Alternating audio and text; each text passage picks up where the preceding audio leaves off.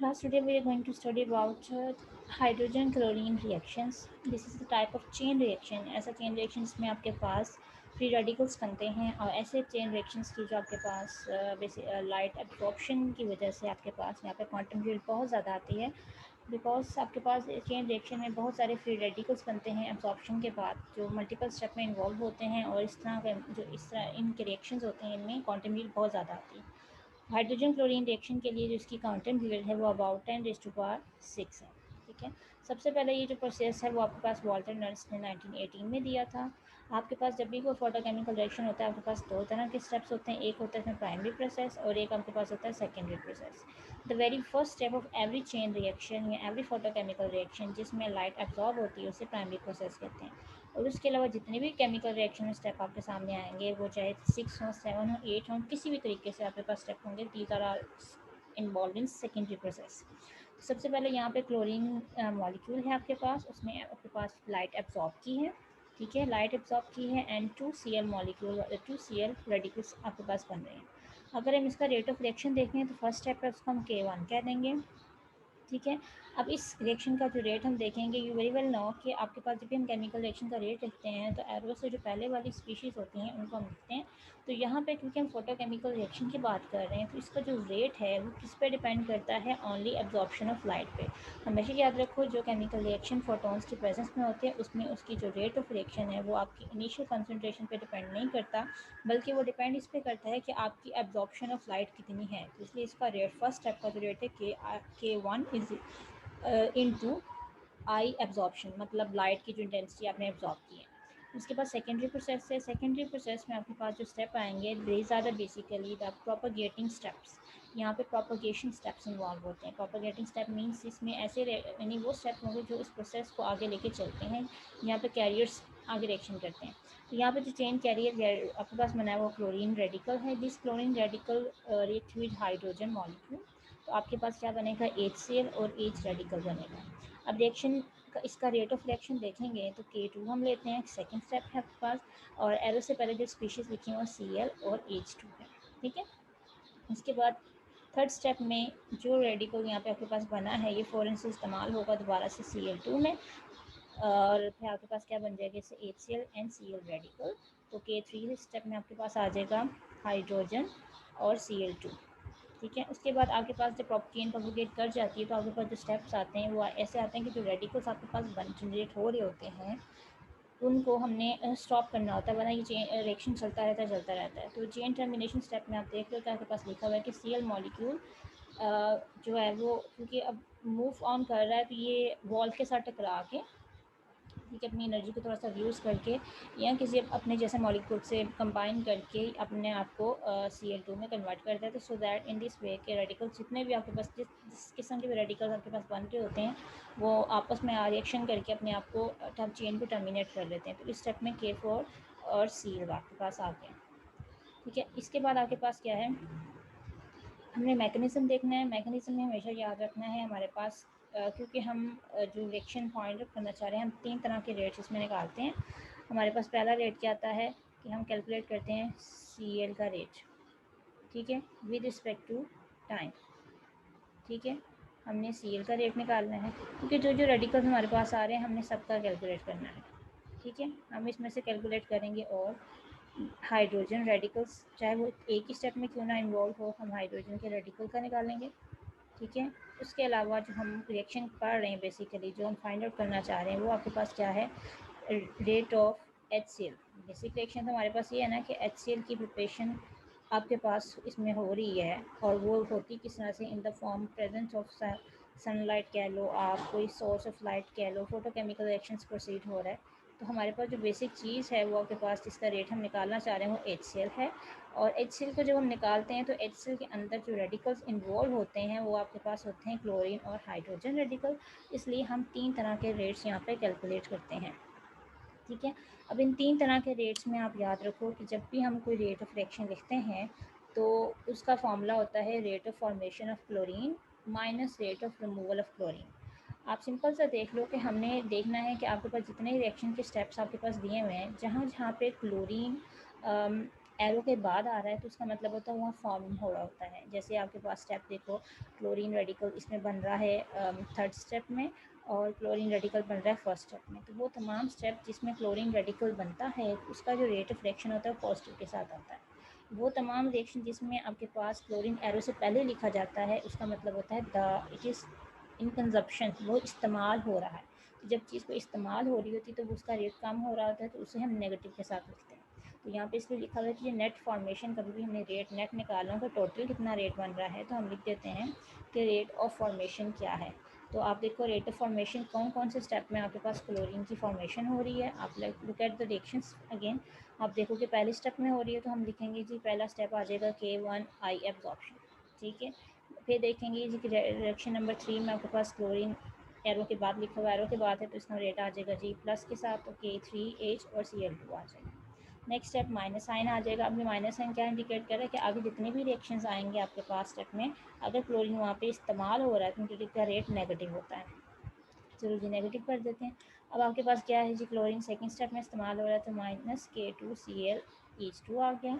उसके बाद आपके पास फोर्थ स्टेप में इस्तेमाल हो रहा है -K4Cl आ गया। ये तो आ गया आपके पास रेट आ गया, किस चीज़ का रेट आपके पास आ गया, you have the calculate the rate of chlorine radical. उसके बाद हमारे पास एक काइनेटिक्स, जब भी हम फोटोकेमिकल रिएक्शन या किसी भी काइनेटिक्स को स्टडी करते हैं तो हमारे पास एक आता है steady state approximation. Steady state approximation कहता है कि आपके पास जो भी रेडिकल बनते हैं, अगर एक स्टेप में बन रहा होता है तो नेक्स्ट स्टेप में वो इस्तेमाल भी हो जाता है। तो ओवरऑल क्या होता है, जितने रेडिकल्स की फॉर्मेशन है उतने ही रेडिकल्स की कंजप्शन भी होती है। तो वहाँ पे कह देते हैं कि जो उनका रेट है वो it is equal to zero. जब ये इक्वल टू ज़ीरो है तो ये जो टर्म्स आपके पास माइनस के साथ यहाँ लिखी हुई हैं, अगर मैं इसको उठा के इधर मूव ऑन करा दूँ तो क्या हो जाएगा आपके पास, इक्वल के बाद माइनस में तो जाके क्या हो जाएंगी पॉजिटिव। तो so you get the equation number 1, जिसमें हम पुट कर देते हैं कि इसकी वैल्यू ये आ रही है। अब आपके पास क्या इक्वेशन है कि हमने फाइंड आउट करना है हाइड्रोजन रेडिकल में। देखो हाइड्रोजन कहाँ कहाँ बन रहा है, आपके पास दो ही स्टेप है जहाँ पे हाइड्रोजन की वैल्यू आ रही है। एक ही स्टेप में आ रही है कि हाइड्रोजन यहाँ पे फॉर्म हो रहा है, इसका रेट किसके साथ आएगा, प्लस के साथ। फिर एक आपके पास रिएक्शन आ रहा है जिसमें लिखा हुआ है कि हाइड्रोजन की वैल्यू इस्तेमाल हो रही है, वो है K3। तो आपके पास यहाँ पे वैल्यूज़ आ गई इक्वेशन की K2Cl H2, जहाँ कंज्यूम हो रहा है -K3HCl2। अब हम यहाँ पे भी ये कह देते हैं कि आपका क्योंकि स्टडी स्टेट अप्रॉक्सीमेशन है, क्योंकि रेडिकल जितना बन रहा है अगले स्टेप में इस्तेमाल हो रहा है, तो ये चीज़ इक्वल टू ज़ीरो, ठीक है। अगर ये इक्वल टू ज़ीरो है तो सिंपल सा काम है, आप क्या करोगे, इन दोनों इक्वेशन को जो है इन दोनों इक्वेशन को आपस में ऐड कर दो। इक्वेशन नंबर 1 को इक्वेशन नंबर 2 में ऐड करेंगे तो देखो कोई वैल्यू करती है कि नहीं करती। देखो ये आपके पास क्या है, इस इक्वेशन को ऊपर रखा हुआ है हमने, ठीक है। तो यहाँ देखो ये वाला फैक्टर हमारे पास नीचे मौजूद है नहीं है, तो मैंने इसको वैसे का वैसे उतार दिया। K3 यहाँ पे मौजूद है प्लस के साथ, ठीक है, ये K3 प्लस के साथ, ये K3 नेगेटिव के साथ। तो ये तो जब ऐड कर देते हैं चीज़ें, अगर ऊपर प्लस और नीचे माइनस में तो वो तो ख़त्म हो जाती हैं। फिर अगला स्टेप में देखो यहाँ पे है K2 पॉजिटिव नीचे और ऊपर नेगेटिव। तो जब भी नेगेटिव और पॉजिटिव चीज़ें मौजूद हैं तो आपने सिर्फ उसे कट आउट कर देना है। दूसरी तरफ देखो -K4Cl है और नीचे कुछ है नहीं, तो इसका मतलब आपके पास इक्वेशन 1 और 2 को ऐड करके क्या आ जाएगा, K1 absorption -K4Cl is equal to zero. यहाँ से Cl की वैल्यू निकाल लो। Cl की वैल्यू क्या आ जाएगी, आपने Cl को अकेला करना है तो सबसे पहले स्टेप में क्या करोगे, यहाँ पे आप क्या करोगे कि K माइनस के साथ है, इक्वल के बाद जाके क्या हो जाएगा ज़ीरो। तो जब इक्वल के बाद ज़ीरो हो जाएगा तो क्या वैल्यू लिखी जाएगी,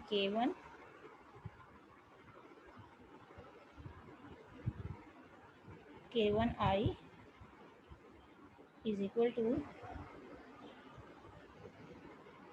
आपके पास आ जाएगा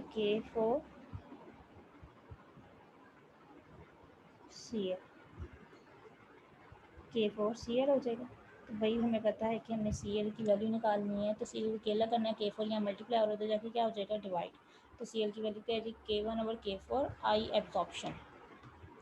अच्छा जी ये तो काम हमारा हो गया। अब हमारे पास क्या है कि जी इक्वेशन नंबर 2 जो हमने कैलकुलेट की थी, उस इक्वेशन में अगर आप गौर करो तो इक्वेशन नंबर 2 में हम ये भी तो कर सकते हैं कि हम उसे लिखते हैं कि ये K2Cl इक्वल टू K3HCl। ऐसा हमने क्यों किया, क्योंकि हम देखना चाह रहे हैं कि आगे हमारे कुछ ऐसे स्टेप आएंगे जहाँ पे हम इन दोनों वैल्यूज़ को हम बराबर कंसिडर कर सकते हैं। इसका मतलब ये है कि जितना आपने रेडिकल बनाया है एक स्टेप में, अगले स्टेप में उतना इस्तेमाल कर लिया। उसके बाद अगर HCl का रिएक्शन देखें, HCl कहाँ कहाँ पे आ रहा है, HCl का भी तो रेट निकालना है हमने। देखो 2 रेट्स निकाल लिए, तो तीसरा रह गया HCl का। तो भाई HCl जो है आपके पास सिर्फ 2 स्टेप में इस्तेमाल हो रहा है, सेकेंड और थर्ड में। और सेकेंड और थर्ड में जब इस्तेमाल हो तो दोनों में ही प्रोडक्शन हो रही है, ठीक है। तो दोनों का रेट पॉजिटिव के साथ आ जाएगा। भाई हम यहाँ क्वेश्चन देख लेते हैं। देखो आपके पास क्या है, HCl K2Cl प्लस K3HCl आ गया। अब देखो आपके पास, अभी हम अगर क्वेश्चन देखें तो यू विल सी दैट कि यही 2 स्टेप आपके पास हाइड्रोजन के रेट में भी इन्वॉल्व थे। मैं अब क्योंकि एक सिंपल इक्वेशन कैलकुलेट करना चाह रही हूँ, तो लुक एट दैट कि आप थोड़ा सा इसको मॉडिफाई कर सकते हो। देखो इसमें H रेडिकल भी आ रहा है, इसमें Cl रेडिकल भी आ रहा है। अब जब हमें इक्वेशन जब भी रेट निकालना है किसी चीज़ का, तो रेडिकल फ्री इक्वेशन निकालनी है, उसमें रेडिकल का अमाउंट को इन्वॉल्व नहीं करना है। तो हमारे लिए आसान तरीका है कि यहाँ पे हम वैल्यूज़ को पुट कर सकते हैं। देखो K2 और ये K3 वाली वैल्यूज़ जो हैं इक्वल टू बराबर की हमने, तो मैं क्या करूँगी, यहाँ से K3 की वैल्यू की जगह पर लिख दूँगी कि it is equal to their term, इस टर्म के बराबर है। तो यहाँ पे पुट किया जा सकता है कि K3H और Cl2 की जगह पे K2ClH2। जब K2Cl2 दोबारा इसकी जगह पे लिख सकते हैं, आप इसको पुट करोगे तो क्या आ जाएगा, ये इसकी पोजीशन पे हमने पुट कर दिया K2Cl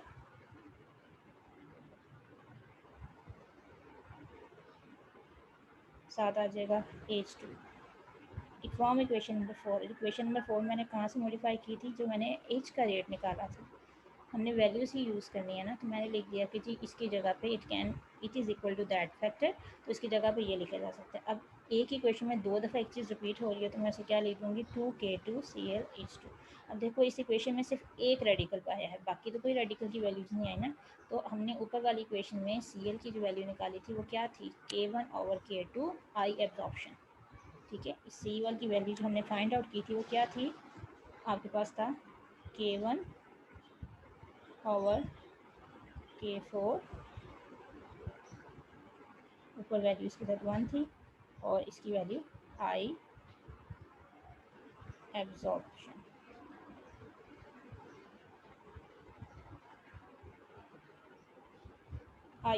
थी। तो देखो इसी गैल की जगह पे हम करेंगे K1/K4 और आई एब्जॉर्प्शन। तो अगर मैं इसे थोड़ा सा रीअरेंज करेंगे तो K2 के साथ इसके साथ मल्टीप्लाई हो जाएगा, तो लिखा जाए K1 K2 K4, और इसके साथ आ जाएगा आई एब्जॉर्प्शन, और यहाँ से H2 रेडिकल। तो वही रेट हमारे पास क्या आ गया, we will get the rate this equation. This is the rate law of all the reactions जो भी हमारे पास इसमें क्वेश्चन फॉर्म में हुए हैं। तो इनिशिएशन स्टेप और प्रोपेगेटिंग स्टेप जो है आपके पास हाइड्रोजन क्लोराइड के, उनके इनिशिएट बहुत सारे मल्टीपल स्टेप हैं in thermal and hydrogen bromine. ये वो रिएक्शंस हैं जो आपके पास बिल्कुल सेम होते हैं, पहला स्टेप। और जो चेन प्रोपेगेशन स्टेप हैं वो चाहे हम थर्मोकेमिस्ट्री में देख लें या फोटोकेमिकल रिएक्शन में देख लें, सेम है। सिर्फ एक एंडिंग रिएक्शन है जो कुछ हद तक थोड़ा सा डिफरेंट होता है ब्रोमीन और उसका, बाकी ओवरऑल रिएक्शन बिल्कुल सेम है दोनों के। तो इस तरह हमने कैलकुलेट क्या कर लिया है, we have calculate the value of HCl। अगर मैं आपसे बोलूं कि आपने इस रिएक्शन की क्वांटम यील्ड निकालनी है, तो क्वांटम यील्ड के लिए याद रखो क्या करते हैं, जो भी आपके पास वैल्यू आती है क्वांटम यील्ड में क्या होता है, क्वांटम यील्ड कहता है कि जो भी वैल्यूज़ आपके पास आई हैं रेट की, आप क्या करो उस इक्वेशन में जो भी रेट आया है इस पूरे फैक्टर को आप डिवाइड कर दो, किसके साथ डिवाइड कर दो इसको, आई एब्जॉर्प्शन के साथ। तो जो वैल्यू आपके पास आएगी वो वैल्यू होगी, किसकी होगी आपके पास, ठीक है। आपके पास जो भी रेट किसी भी केमिकल रिएक्शन का आता है, अगर उसको आई एब्जॉर्प्शन से डिवाइड कर दिया जाए, तो जो आपके पास वैल्यू आएगी वो उस रिएक्शन की क्वांटम यील्ड होगी। तो अगर इस इक्वेशन को मैं पूरी इक्वेशन को आई एब्जॉर्प्शन से डिवाइड कर देती हूँ, तो यहाँ पे तो आई एब्जॉर्प्शन की वैल्यू कट जाएगी, पीछे सिंपल क्या रह जाएगा, सिर्फ 2K1K2/K4 into H2, concentration of H2 molecules. तो इस तरह हम किसी रिएक्शन की भी क्वांटम यील्ड भी कैलकुलेट कर सकते हैं।